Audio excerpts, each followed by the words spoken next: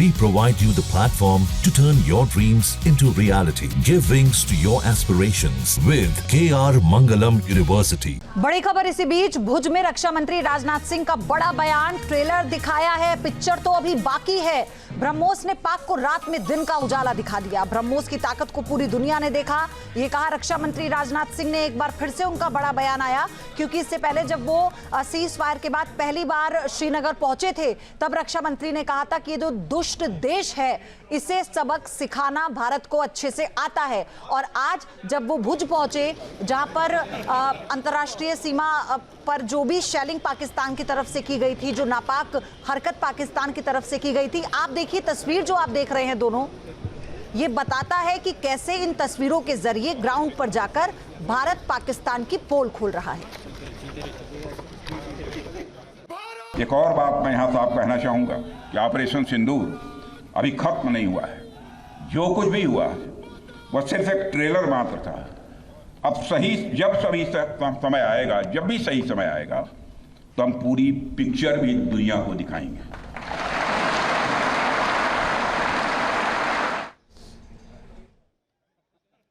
भारत में जब भी कोई उपद्रवी तत्व होता है जिसको लेकर यह आशंका रहती है कि यह भविष्य में कुछ उपद्रव कर सकता है, तो उसको मजिस्ट्रेट एवं पुलिस द्वारा गुड बिहेवियर के प्रोबेशन पर रखा जाता है।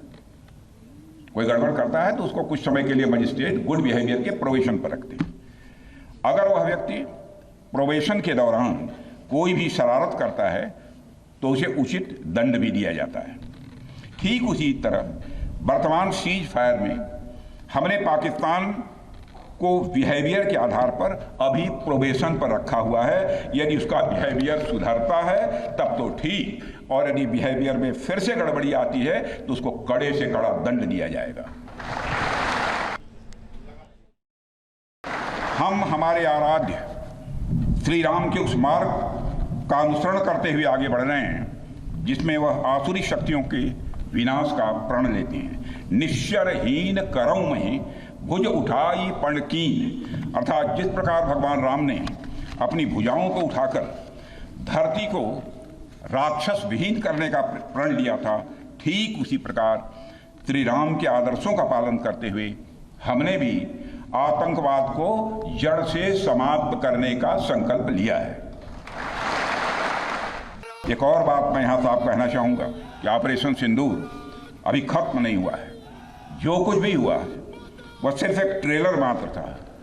अब जब समय आएगा, जब भी सही समय आएगा, तो हम पूरी पिक्चर भी दुनिया को दिखाएंगे।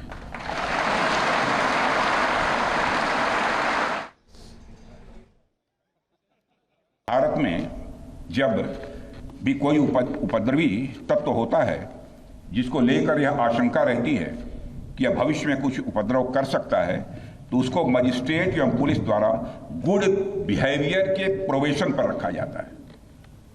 कोई गड़बड़ करता है तो उसको कुछ समय के लिए मजिस्ट्रेट गुड बिहेवियर के प्रोबेशन पर रखते हैं। अगर वह व्यक्ति प्रोबेशन के दौरान कोई भी शरारत करता है तो उसे उचित दंड भी दिया जाता है।